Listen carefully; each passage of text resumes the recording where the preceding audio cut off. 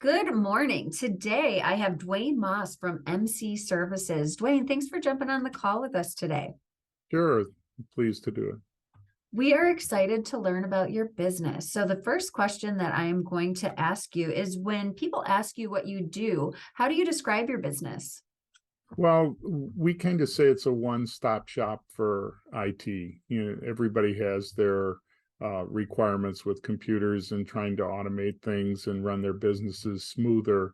And we're one of the few places that does just about everything. We handle device setup and config, your networks, things like that. We handle hosting. We'll help you, with getting your website up and going in your email. We also do app development to help you work your business through if you need that. And then we're also really focused on security now. That's become very important.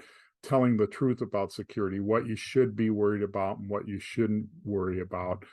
And then lastly, we also are really sticklers about you have to have backup because I've got an inexhaustible amount of stories about people that didn't have their data backed up and the horrible thing happened and all of a sudden they have to recreate all their accounting or all their records. Or we typically approach it from the small to medium business size. We also work with large companies. Like when I think of businesses, and there's so many different aspects that we as business owners and executives don't even think about. And it almost sounds like you also are consulting in IT as well, because half of the things that you just mentioned wouldn't even come to mind until there would be an issue, it sounds like. Is that correct when I ask? Yes. When we go in, we always do an assessment of the business and say, what are you doing for this? What kind of go through a check off. Even in security, a lot of people know what to do, but they don't think of what I call the offboarding process. When somebody leaves, just don't collect their keys, but make sure you got all the passwords they have, change all the passwords they have, because you never know what's going to happen. It's kind of funny. I'm also a pilot, so I'm used to checklists. And one thing that really hit me one time is there was a book called the Checklist Manifesto, which is really good for if you just make sure that you're doing the things, check them off. And it doesn't require a lot of time, but it's just sometimes you forget about stuff. It's just like leaving your house and forgetting the keys or your phone or something like that. Absolutely. So when you started your business, what were your plans and how have they changed? Started my own business. I just wanted to help people. What's always been a skill of mine is to take technical subjects and explain them in common terms, bring them. And I hate this when other consultants go, oh, just let me take care of that. I kind of walk through why you're doing it. And we want to help people remove the pain points from tech so that Huge. you turn on your computer or use your stuff and it just works great. So we show people how you can the typical sales deal is make the close, and look at the website. Hey, where's your call to action there? Where do you want, people get interested, but you don't want to make them have to pick up the phone or something like that. Why don't they just click and fill out a contact form or, give them a couple of different ways to do that. Definitely. Absolutely. Well, you're definitely helping people. And that was actually a question that I was going to ask you, but what is the biggest way you impact the community? But you are impacting the community by showing them how they can be more effective, efficient.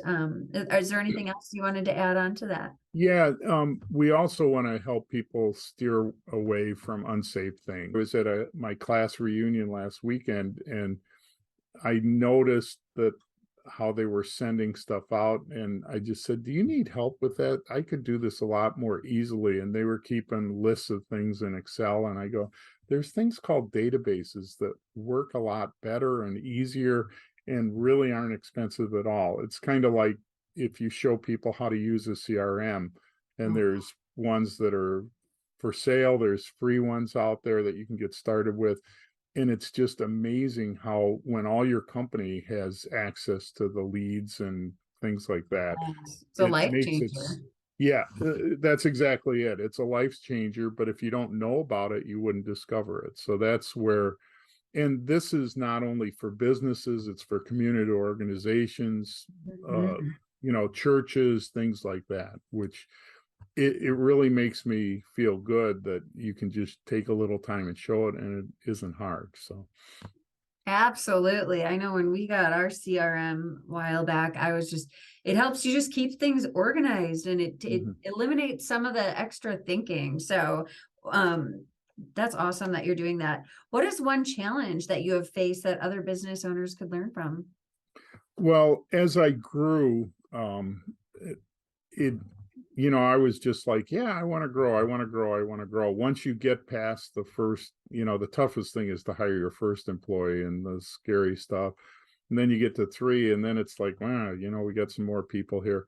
Well, I was at 22, and it was a big mistake because people didn't like each other. And I'm like, man, politics are for big companies. Small companies don't have to deal with that. So and it's one of the toughest things as an owner to do is let somebody go. I hate the word fired, but we got rid of the people that didn't fit.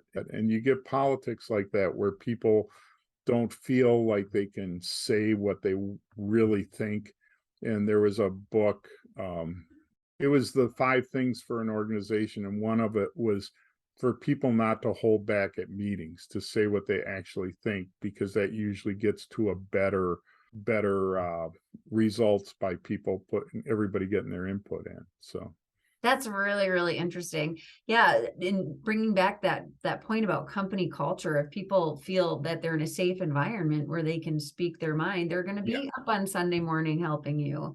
So that's really, really cool. What does the future look like for you, and do you have an exit plan? Well, I'm over 65, and everybody asks me when I want to retire, but I really like what I'm doing, and I always say I like what I'm doing 4 of the 5 days a week. I mean, not to sound egotistical, but we have what we call a groan factor with customers. If somebody calls and we get, oh, then we know we should probably maybe reevaluate if we want them as a customer sometime. Sometimes if it's our fault, obviously we'll fix it. But sometimes you find out in business that you can't please everybody. But we've done what's great is we've got really good people. When we interview, all we do is talk about our culture and that we want people to work together and stuff like that. And then the other thing is just make it so people are having fun. We've added some programs and taken away some programs because people didn't like doing them. And people are having fun. They're learning stuff, and if that ends, then I'd leave. But right now, it's just like uh, I can't play golf 7 days a week, and it keeps me young, so. Absolutely. Well, last question, all subjects open. What inspires you most? Um, what's really neat is to read stories about people that are doing the right things. Unfortunately, the news emphasizes everything bad, but there was a story I saw this weekend about a quarterback, a girl starting a quarterback for Pewaukee High School. It was just like a 3-minute story. Nobody heard about it, but everybody's hearing about this stupid trial in Waukesha with this guy who obviously had some mental problems and, ran into the parade. I mean, and then all these political ads they're all negative on both sides. Get people to talk about what they want to do, what'll be cool, and, stuff like that. And that's like, you look at somebody like Giannis for the Bucks, the guy is always positive, and we need more of that. But there are a lot of people, if you look in companies and I mean, it's really cool to do work for a customer and they say, wow, this is incredible. This is so cool. I never thought we could do that before. But that's what really keeps me going. It's just, if you look at, probably 10% of people are just negative all the time, but the other 90%, you just need a little bit to get a smile out of them. And, you know, there are other people besides dogs and cats that can bring smiles to people's faces, but it's, Absolutely. I think that's what's the really cool thing. And that's what inspires me. It's just like, if you ever play golf, you could have 40 bad shots, but that one good shot, it's like brings you back, Keeps you oh wow. coming back. Yeah. Absolutely. And that's what we focus on in golf, in baseball, and in life. Just if Yeah. you're being positive, where we say where focus goes, energy flows. So I absolutely agree with you. And thank you for bringing that up. It's like Sure. focus on the positive, and I will definitely look into that female quarterback. That's really Yeah. Yeah. Yeah. well, Should. awesome. Dwayne, it has been such a pleasure. We can tell that you absolutely care so much about what you do, and that the people that work for you and that the people you serve, you care for too. So thank you so much, Dwayne.